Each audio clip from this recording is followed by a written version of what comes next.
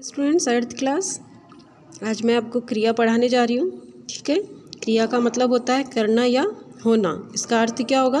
करना या होना। अब हम पढ़ेंगे इसकी परिभाषा। आप पहले भी पढ़ चुके हैं क्रिया के बारे में भी 7th क्लास में 6th क्लास में, लेकिन फिर भी दोबारा बता रही हूँ मैं आपको। जिस शब्द से किसी कार्य के करने या होने का बोध हो उसे क्रिया कहते हैं। क्रिया किसे कहते हैं? जिस शब्द से किसी कार्य के करने या होने का बोध हो उसे क्रिया कहते हैं। जैसे खाना, पीना, है ना, जाना, पढ़ना, लिखना आदि। समझ में आ गया? क्रिया क्या है? विकारी शब्द है। क्रिया क्या है? विकारी शब्द है, जिसके रूप, लिंग, वचन और पुरुष के अनुसार बदलते रहते हैं। क्या है? समझ में आया? क्रिया विकारी शब्द है, जिसके रूप क्या है? किसके अनुसार बदलते हैं? लिंग, वचन, पुरुष के अनुसार बदलते हैं। क्रिया के मूल रूप को क्या कहते हैं? धातु कहते हैं। क्रिया के मूल रूप को धातु कहते हैं। क्रिया का ज्ञान मूल धातु में ना शब्द जोड़कर होता है। जैसे देख, है ना, तो देख में ना जोड़ा तो क्या हो गया? देखना। तो ये क्रिया हो गई ना। तो क्रिया के मूल रूप को क्या कहते हैं? धातु कहते हैं। जैसे देखना है तो अब देखना में मूल धातु क्या हो गई इसकी? देख। इस तरीके से तो मूल धातु में ना जोड़ते ही क्या हो जाता है? क्रिया का ज्ञान हो जाता है। इसके बाद अब हम पढ़ेंगे कर्म के आधार पर क्रिया के भेद। तो कर्म के आधार पर क्रिया के दो भेद होते हैं। एक है सकर्मक क्रिया और दूसरी है अकर्मक क्रिया। सबसे पहले सकर्मक क्रिया पढ़ेंगे। सकर्मक क्रिया क्या है? वाक्य में प्रयुक्त क्रिया का फल जब कर्ता के अतिरिक्त कर्म पर पड़े तो सकर्मक क्रिया होती है। समझ में आया? वाक्य में प्रयुक्त क्रिया का फल जब कर्ता के अतिरिक्त कर्म पर पड़े तो क्रिया सकर्मक होती है। या हम ऐसे भी ले सकते हैं इसी लैंग्वेज में याद करने के लिए कि जब वाक्य में क्रिया के साथ कर्म होता है तब वो कौन सी क्रिया होती है? सकर्मक क्रिया होती है। जैसे राम पुस्तक पढ़ता है तो क्रिया क्या है इसमें? पढ़ता है। क्रिया क्या हो गई? पढ़ता है। और कर्म क्या है? क्या पढ़ रहा है वो? पुस्तक पढ़ रहा है। समझ में आ गया? और राम क्या है? करता है। ठीक, तो ये कौन सी क्रिया है? सकर्मक क्रिया है। आगे अब दूसरा भेद क्या है कर्म के आधार पर? अकर्मक क्रिया का। तो अकर्मक क्रिया में क्या होता है कि जब क्रिया का फल कर्ता पर पड़ता है, क्रिया का फल कर्ता पर पड़ता है तो क्रिया कौन सी होती है? अकर्मक क्रिया होती है। मतलब इजी लैंग्वेज में हम ऐसे याद कर सकते हैं कि क्रिया के साथ कर्म नहीं होता है। समझ में आ गया? कर्ता और क्रिया ही होती है सिर्फ सेंटेंस में, वाक्य में। जैसे राम हंसता है, सीता रोती है। तो अब यहाँ हंसता है तो क्या है? क्रिया है। और राम क्या है? करता है। अब इसमें कर्म नहीं है ना, तो ये कौन सी क्रिया है? अकर्मक क्रिया है। ठीक है। अब व्युत्पत्ति के अनुसार क्रियाओं के भेद कितने होते हैं? दो भेद होते हैं। उत्पत्ति के आधार पर क्रियाओं के दो भेद होते हैं। कौन कौन से? एक तो मूल क्रिया है और दूसरी यौगिक क्रिया है। मूल क्रिया क्या होती है?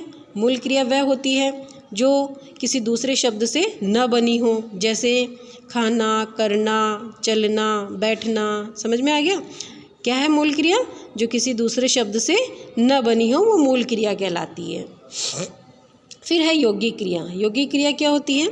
जो क्रिया किन्हीं अन्य शब्दों के योग से बनती है। यौगिक क्रिया जो किसी अन्य शब्दों के योग से बनती है उसे यौगिक क्रिया कहते हैं। जैसे चल से चलाना, खाना से खिलाना। समझ में आ गया ना? योग से बन रही है, ये दो योगों से बन रही है। चल और आना, चलाना।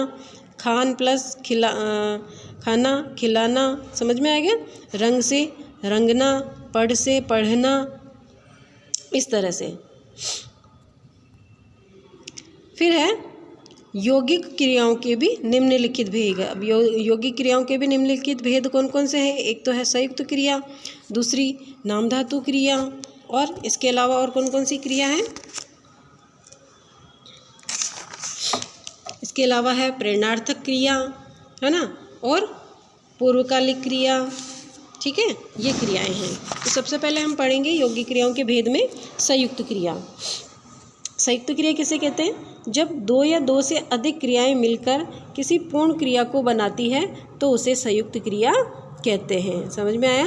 जब दो या दो से अधिक क्रियाएं मिलकर किसी पूर्ण क्रिया को बनाती है तो उसे संयुक्त क्रिया कहते हैं। संयुक्त क्रिया में एक मुख्य तथा एक गौण क्रिया का योग रहता है। जैसे उसकी बात सुन लो, समझ में आया। संयुक्त क्रिया में क्या होगा, एक तो मुख्य क्रिया होगी और एक गौण क्रिया होगी। दो क्रियाएं होगी इसमें।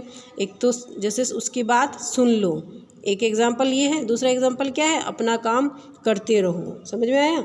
तो अब इसमें सुन और लो दो क्रियाओं के मेल से बन रहा है, सुन लो, है ना। और करते और रहो, ये भी किससे बन रहा है, दो क्रियाओं से बन रहा है, करते रहो। समझ में आ गया। तो इस तरह से ये दो क्रियाएं आती है संयुक्त क्रिया में। फिर है नाम धातु क्रिया।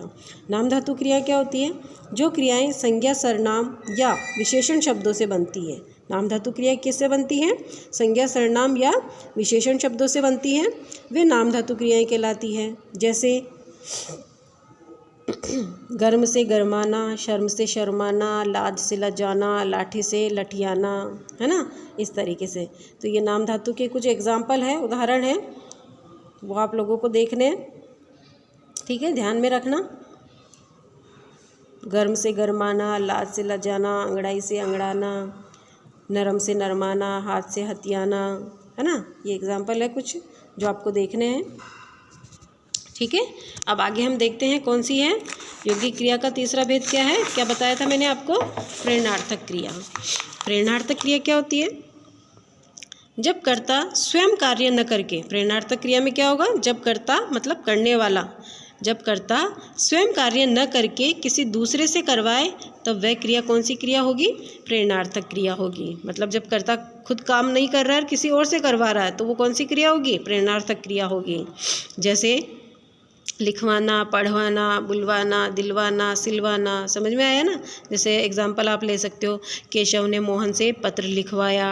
अब केशव पत्र नहीं लिख रहा है, किससे लिखवा रहा है, मोहन से लिखवा रहा है। समझ में आ गया। तो ये कौन सी क्रिया है, प्रेरणार्थक क्रिया है। चलिए, अब ये भी प्रेरणार्थक की क्रिया के कुछ उदाहरण है, एग्जाम्पल है, वो देख लीजिए।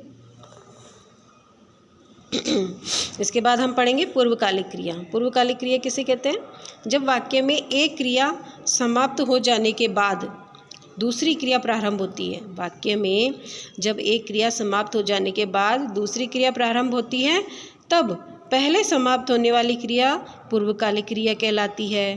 तथा इसमें क्या आता है, कर लगा हुआ आता है। पहले वाली क्रिया के साथ क्या लगा हुआ आएगा, कर लगा हुआ आएगा। जैसे वह खाना खाकर सो गया। समझ में आया। अब कर किसके साथ आ रहा है, खाकर, सो गया। दो क्रिया हो गई ना, एक तो खाना खाकर, मतलब पहले कौन सा काम किया उसने, खाना खाया, फिर क्या किया, वो सो गया। समझ में आ गया। तो जो पहले काम किया खाना खाने का, वो क्रिया क्या हो गया, पूर्वकालिक क्रिया होगी। और इसके साथ हमेशा क्या लिखा हुआ आएगा, कर लिखा हुआ आएगा, कर जुड़ा हुआ आएगा उसके साथ। ठीक है, तो ये पूर्वकालिक क्रिया की पहचान है। पूर्वकालिक क्रिया में कर साथ में जुड़ा हुआ आता है। खाना खाकर सो गया, वह खेल कर घर आ गया, है ना।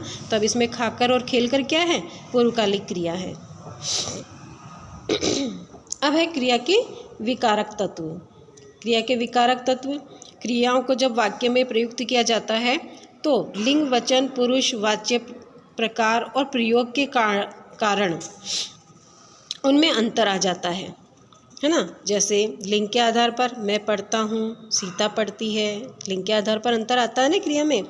पुरुष के आधार पर भी आता है, मैं पढ़ता हूँ, तुम पढ़ते हो, वह पढ़ता है। समझ में आ गया। वचन के आधार पर।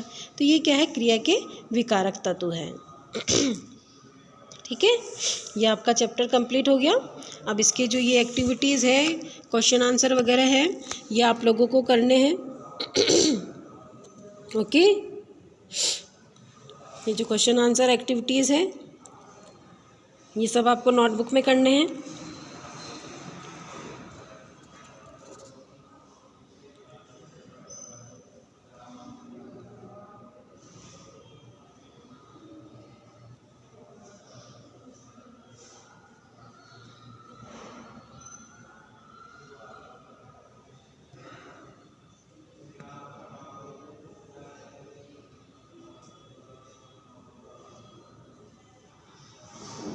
ठीक है, ये क्वेश्चन आंसर आप नोटबुक में करोगे।